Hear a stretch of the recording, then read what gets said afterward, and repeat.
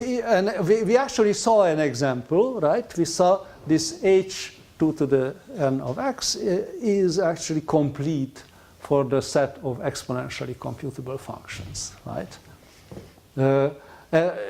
Now, I didn't show that, but it's easy to show. But again, there is a more concrete and more interesting example. So look at the generalized game of Go. So a game of Go, but on an n by n board, right? And so given a configuration, question you is... get more stones also, right? Yes. So probably you need that, yeah. And so the question is, given a configuration, is this winning for white? Assume that white is coming next. It turns out, well, by clever reduction, one can show that this problem is complete for the exponential class. So that's actually a proof. That gives, well, it's not even trivial to see that this problem can be decided in exponential time, but it can. But anyway, so it's complete. So it turns out that that actually gives indeed a lower one. It shows that this function does need exponential time. However, now let's modify this problem a little bit. Let's limit the time how long you can run the game, play the game. Let us say you can play it only for n squared time. And ask the same question about, is this winning for white? It turns out that that problem can be decided at least in polynomial space. Probably not in polynomial time, though nobody knows, but polynomial space. Moreover, it's complete for the polynomial, or for all the functions that can be decided in polynomial space. But again, does that mean that we know? We would like to say but still it needs exponential time, but we don't know that. So this is not a typical problem of complexity theory. That, okay, you know, once you have a little more restriction than kind of just a basic definition, generally you require a little bit more, then suddenly you already cannot prove lower bounds. Right? You require here, right? You require not just that, okay, it may take exponential time, but it needs to have polynomial space. In that case, you cannot show any example of a function that would take polynomial space but still exponential time. We don't know.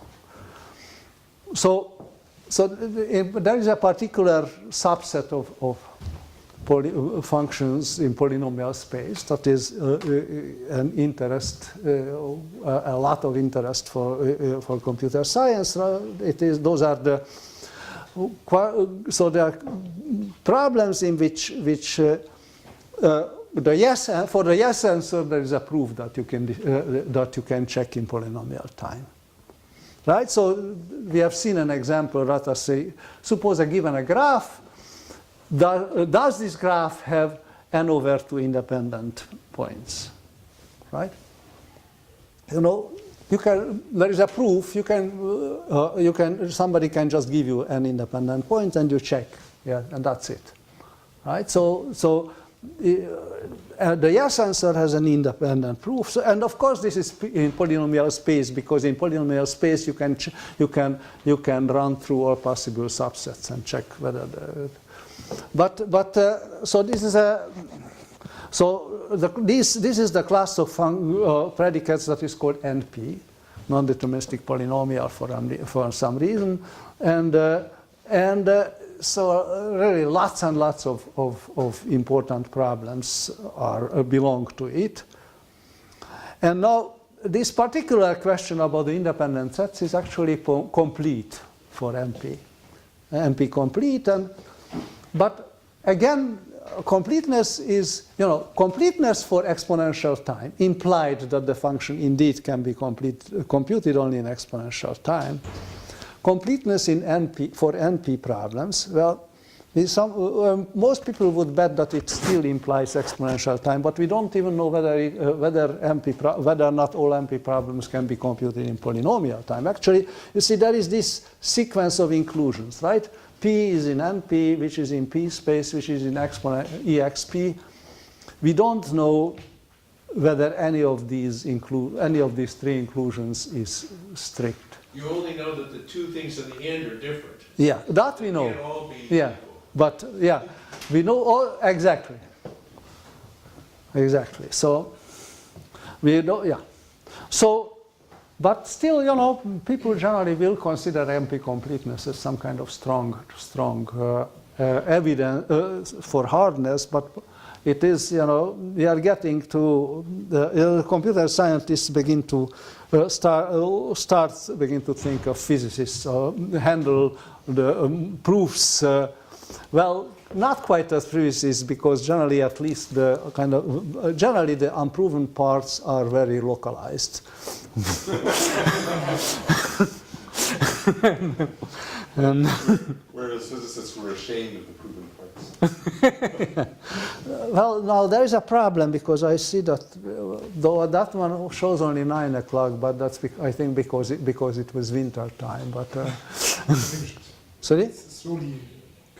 sorry. We should slowly come to an end. Yeah, yeah. So that's so okay. So this is why I'm kind of returning to description complexity a little bit, and so it's more convenient to talk about another version of complexity, introducing requiring our Turing machine to have a property, a so-called prefix property, that namely, if an input is a prefix on another, P is a prefix on another one, Q, and T of P is defined, and T of Q should be the same. So you can just read strings from the beginning and stop when you have something to compute from it. So if you define description complexity using this notion, you will also get an optimal machine, and you can define it. And this description complexity is quite close. It's just logarithmically differing from the earlier one that I defined, but it has a little bit more nicer properties for what follows. So for example, look at the following.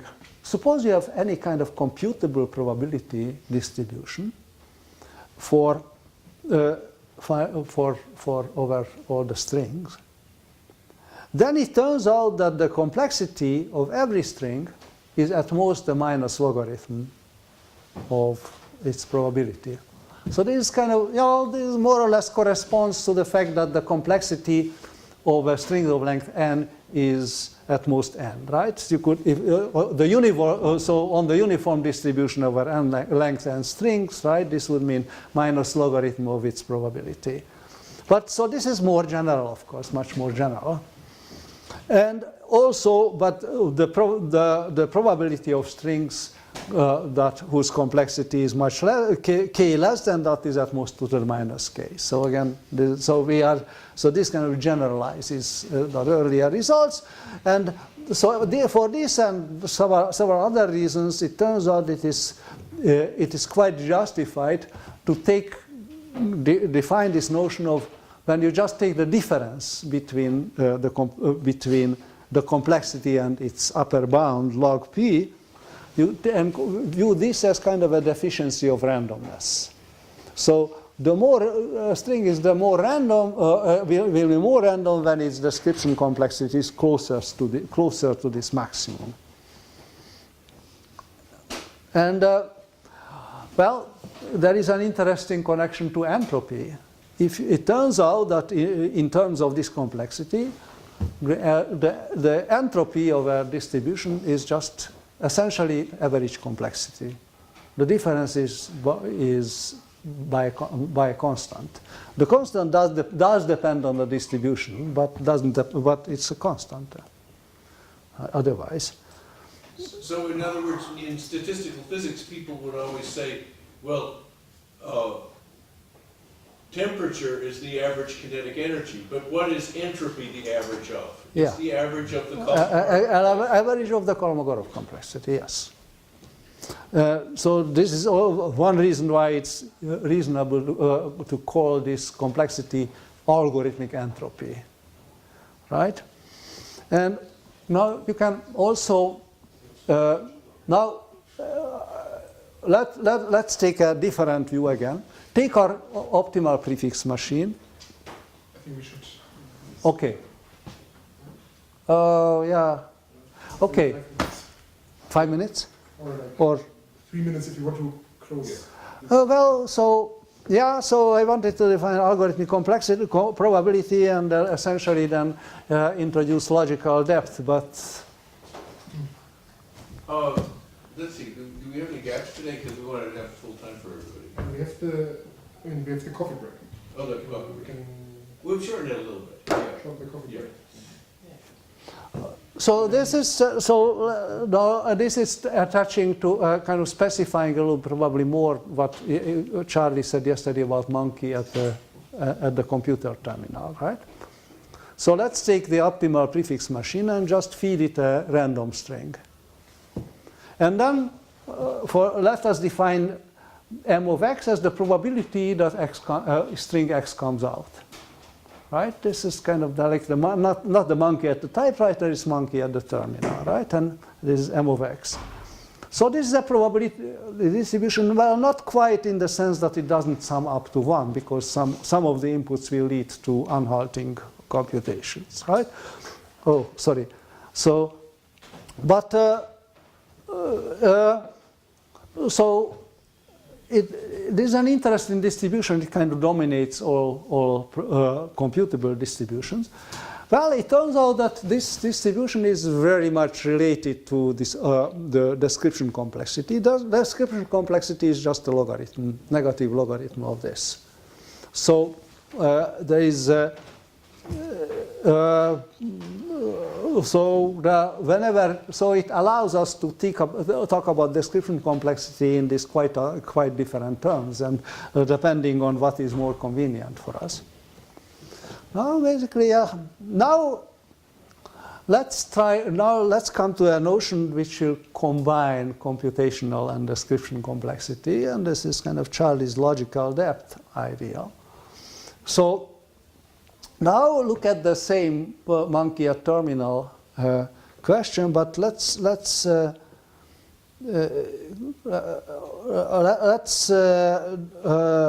it in the following way: that we stop the machine after t steps and look at what came out. And now, now let mt of x be the probability that x came out already within t steps. And then let us see how much smaller is this than the probability that it will ever come out, right? So you can define for a given epsilon, you can say and so let's define the depth of a string x as the smallest time at which the quotient, the proportion, this conditional probability that it came out in t steps, provided it will ever come out, is at least epsilon. So somehow, so this is one version of what Charlie calls a logical depth. So you know, if it is large, it somehow is given a certain pedigree of this string x. It kind of when it is large, it is a kind of proof that you really needed a long. There is no way you can get this string x with a shorter randomized computation, or so somehow you needed a long process of evolution to come. If the monkey produces it at all, it took a long time to do it. Yeah, exactly. So yeah, so so and you can express this same.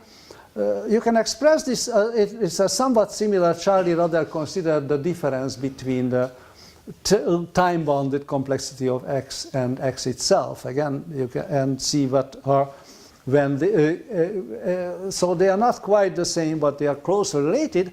But I wanted to point out that there is a little bit of this tongue about from a mathematician's point of view. There is it's a little bit of empty talk, talking about this logical depth, and the reason is that we know again connected with how little we know about lower bounds on computational complexity.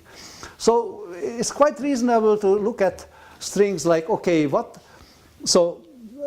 at a string which has the property of length n, which has the property that let us say its time-bounded n cube bounded complexity is less than n over 4, but let us say its n square bounded complexity is still at least n over 2. Well, it's kind of interesting, you know, but the problem is that we have no idea whether there are such strings or not. There is we don't know. You know, the question, so whether k sub n square of x is less